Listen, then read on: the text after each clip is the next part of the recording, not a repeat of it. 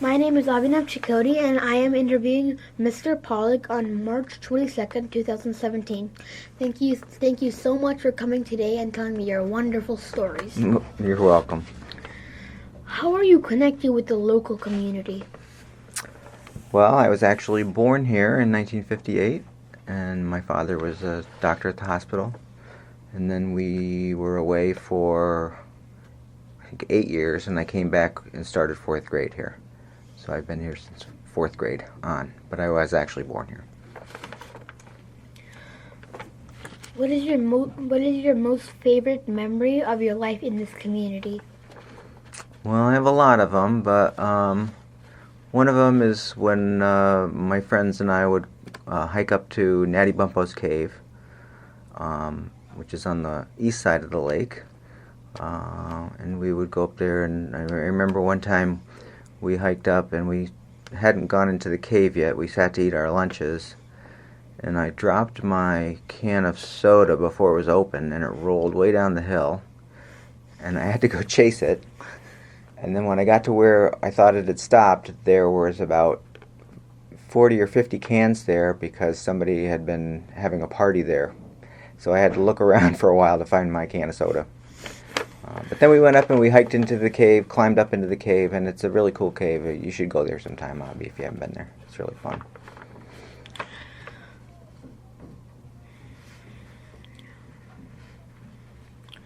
Why did you want to be a scientist? Ooh, why do I want to be a scientist? I think it's mostly just because I really enjoyed science in school. I always liked math and science the best. My father was a doctor, and that's a medical science. So I was always interested in just trying things and just doing experiments. I just liked it. Did anyone inspire you? Did anyone inspire me? I think probably my dad inspired me a lot, and my mom. She was a nurse. They were always very supportive in letting me pick what I wanted to learn about. And I'm trying to think. I don't think there's any specific scientists that inspired me, but both my parents were very interested in our education, and so that's...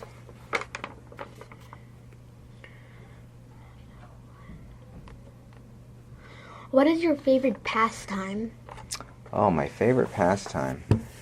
Well, for years and years, it was playing squash at the Clark Sports Center, and in college I played. In 2013, I stopped playing because I was undergoing some medical treatments that slowed me down. And then when I started playing again after that, my hip started hurting, and I found out that I had to have my hip replaced. So then I got that replaced, and then when I was ready to start again, the gym closed for all the renovations. So I haven't played squash in about 3 years. But one of my favorite things to do now is just to walk up on my hill and walk the trails with my 2 dogs. It's always fun doing that.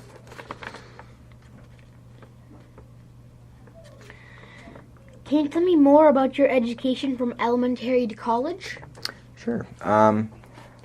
So I graduated from Cooperstown High School in 1976, and I went to Cornell University over in Ithaca, New York, and I was working on I was in the biology department, going to get a bachelor's in biology at the agricultural school there. My favorite thing was genetics, and I thought about becoming a genetics counselor. And then I decided I wasn't sure I wanted to do that, and I went to a school in Albany to become a physician's assistant. And then I changed my mind again, and I went back, and I ended up getting my degree finally from the college at Oneonta. And while I was there, I decided I wanted to become a teacher while I was there. So I worked on getting finally finished my bachelor's degree, and then I got my master's in science education. So I went to those 3 schools. Can you tell me more about yourself? More about myself. Well, I'm in my 50s now, so I've been around the corner a few times. I've said before that I like sports. I like to keep active. I didn't realize how much I liked dogs until I got married and my wife decided we were getting dogs, and I wasn't sure I was going to like that, but I really found out I liked the dogs a lot. And I'm married. I've been married for about 10 years now to Mrs. Garcia, who's the 6th grade teacher. We don't have any children. She has 3 children from her first marriage that are all graduated from college and are out of school. If you know me from school, you know I like to make a lot of jokes.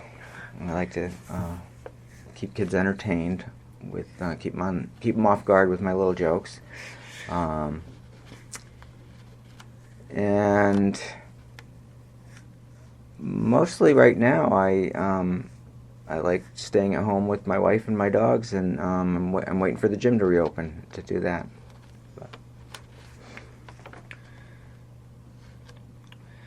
What is your favorite subject besides science? Oh, my favorite subject besides science was always math. I was always good at math. School came pretty easy to me because it was easy for me to memorize things, and so I memorized my math facts very early, which makes math a lot easier. And I happen to have 2 very, very good math teachers in high school at Cooperstown, Mr. Halstead and Mr. White, and they were both very entertaining. And sure, they knew how to keep your interest in math, which isn't always easy, especially with kids that don't like math.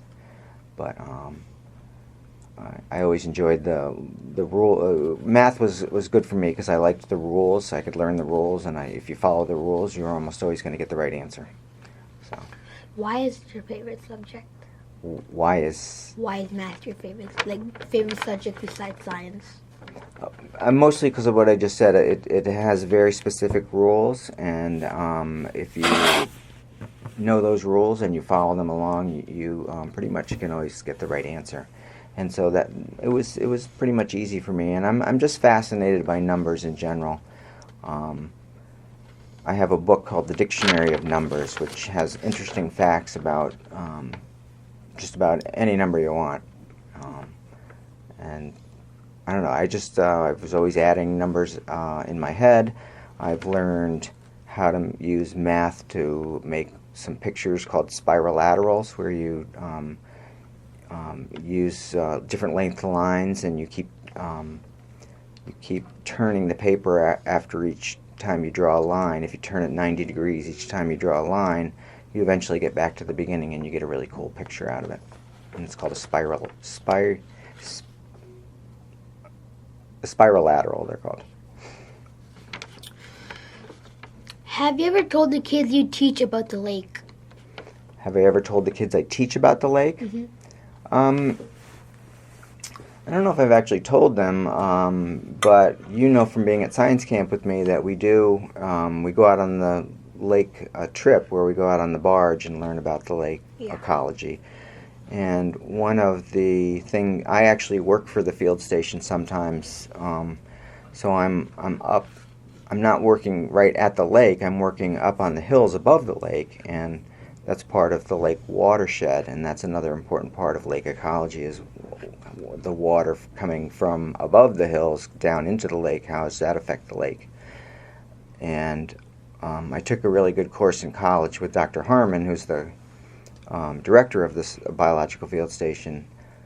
It was called aquatic invertebrates, and we had to go out and collect all the different kinds of aquatic insects and arachnids and crayfish and as many different kinds of things as we could, and I found that fascinating also, was collecting them, not only collecting them, but then also trying to figure out which exact species and genus we had of that particular organism.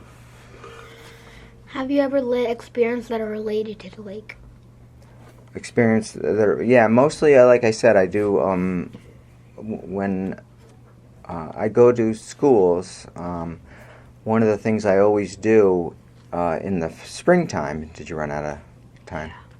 Well, this is still timing.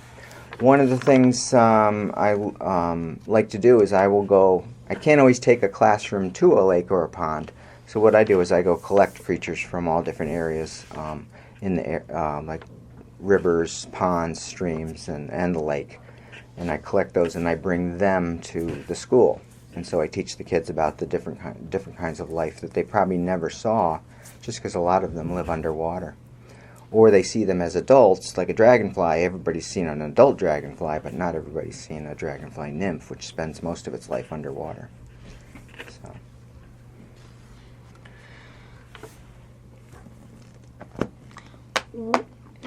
What was the most fascinating thing about the lake to you?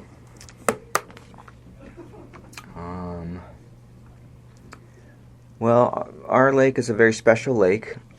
It was created by some glaciers that came through about 11,000 years ago,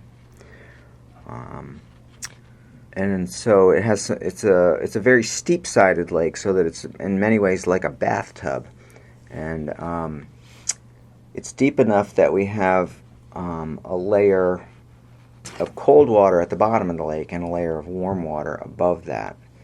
And as I learned more and more in college about the lake, I was fascinated by how in the spring and the fall the water would actually flip over, because the water in the fall starts getting cold and cold water sinks, and as that water sank, it causes the water below it to mix and come back up to the surface, and then it freezes on top because ice is less dense than water.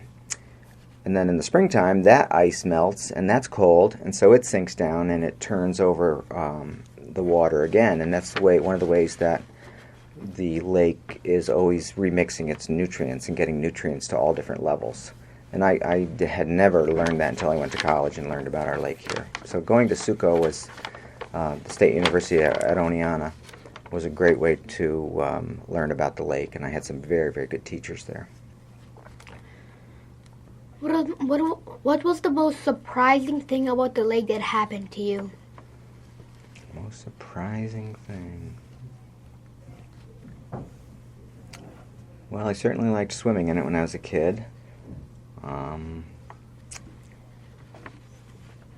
know one of the favorite things I like to do that I didn't know about also was when we go out on the barge. The lake, the Biological Field Station has a barge that they take groups out on, and it has a hole in the middle of it that you can put down through that a piece of apparatus called a Ekman dredge, and they would use that to you send it to the bottom, and when it's resting on the bottom, you send a weighted it's a weight that's on the same wire as the dredge down. That causes the dredge to snap shut and pick up mud. And in the very first couple years of my science camp that I did, we used to go out on the barge down closer to the Cooperstown, and we would actually pick up from the bottom chunks of coal. And I was like, where's this coming from? And Dr. Harmon's wife, Barb, was leading the trip, and she said at one time there was a steamship that would go back up and back in the lake in the late 1800s, early 1900s, and they would just dump the ashes in the lake, and they call those clinkers that fall to the bottom, and so we would actually find those just by accident, and so that was an interesting piece of history that I hadn't known about the lake. What are the kind of sports that are related to the lake that you like? Kind of sports? Mm-hmm. Well, as a kid, we used to ice skate on the lake a lot. I used to like to do that. I haven't ice skated in years, so, but I remember in high school, we went out on the lake in, I think it was January, and it was very, very cold. It was like 10 degrees, and the lake was still freezing, and what was amazing to me was that as the ice freezes, it expands, and it creates these cracks, these loud cracking noises, and they boom. It's like a boom, and it echoes off the hills around the lake. And sometimes as it expanded, you would actually feel the ice tremble a little bit. And I was never in any danger of falling through the ice because it was very thick, but just the fact that as it froze, it would expand and make these loud noises was one of the most important things that I liked. But I also liked swimming in the lake, and I don't have my own boat, but whenever I got a chance, I used to like to water ski on the lake. That was always fun. And I wish I had learned how to sail. That would have been fun too. What words of wisdom or advice would you give to young people today? I think one of the most important things that kids need to do now is to not use their electronic devices as much as they like to. We're finding as teachers that kids they have less attention in school because they're so used to looking at their smartphones or laptops or iPads or whatever. And I think I wish kids would not use those as much as they do, and also get out and explore more than I think some kids do now. They're so tied into those things. But also reading. The more you read, pay attention in school. School is very important, even though you don't think some of the things you're learning are going to be important to you. It's still very good for you. But stay in school. Try your hardest, and if you can, go to college and get a degree. Those are all things that will help you get a job when you graduate. Is there anything else that you would like us to know about your life growing up in this community? Well, I'm very happy that I was able to grow up in Cooperstown. Cooperstown's a very exceptional town. It's not like most of the little towns in the area. We have the hospital here. Most little towns don't have a hospital. We have, of course, the Clark family here, who are such great benefactors to us. I probably never would have learned to play squash because we had the gym downtown when I was a kid and had squash courts, and I didn't even know what a squash court was. And very few places around here have squash courts. I think the nearest squash court to us is in Norwich, New York. So living in Cooperstown is something that was very important to me. And one more thing. The other thing is my dad, after he finished his residency, I was about 6 months old. He was at the hospital, like I said, and he joined the armed forces because he felt it was very important to give back to our nation. And being in the military was one way to do that. And I was able to see a lot of the world, even just from as a young kid up till about the age of 8. We actually lived in Kansas for a while. That's my first memories are from living in Kansas. I was about 4. And then we moved to Ethiopia, in Africa, the country Ethiopia. We were in the city of Asmara, where the United States had an army base. And I was able to go to first grade and kindergarten there. And when I was in first grade, we actually got to take a trip down to Kenya and Tanzania, which are 2 other countries in Africa where we got to travel around and see all the wild animals that most people would never get to see. And we would drive right up in the car, right to where they were in the wild. Some of them we didn't get too close to. But that's just a little extra about my life that certainly has made my life more interesting. Thank you. I appreciate you coming today and telling me your wonderful stories. Well, thank you, Abby, and thanks for thinking of talking to me.